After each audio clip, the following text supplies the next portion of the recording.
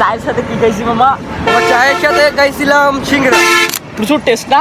Yes. তো guys, ঘুম থেকে এখনই মাত্রই উঠলাম আর এখন বাজে প্রায়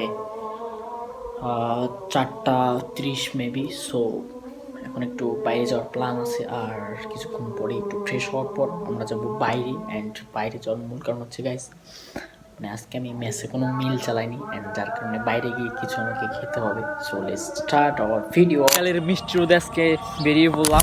সো ভাই হোয়াটসঅ্যাপ গাইস, কি অবস্থা সবার? Welcome to my brand new blog. কয়েকদিন ধরে আবারও ব্লগ অফ ছিল গাইস অ্যান্ড আজকে আবারও আপনাদের মাঝে ব্যাক করলাম।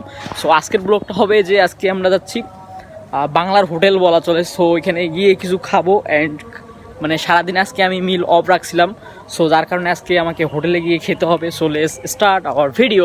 আমরা হাঁটতেছি গলি মলি দিয়ে গাইস, মানে পুরো একটা গলির মধ্যে দিয়ে আমাদের মেসে যাইতে হয় অ্যান্ড গলি থেকে বাইর হলাম আর কি, হাই রোডের কাছে আসলাম।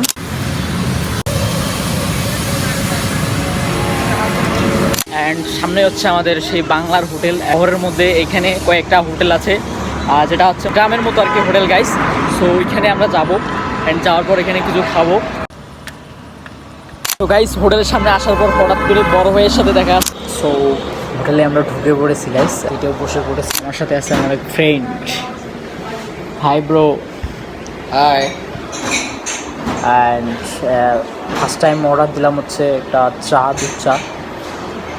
তো তাকে ট্রাই করা যাক।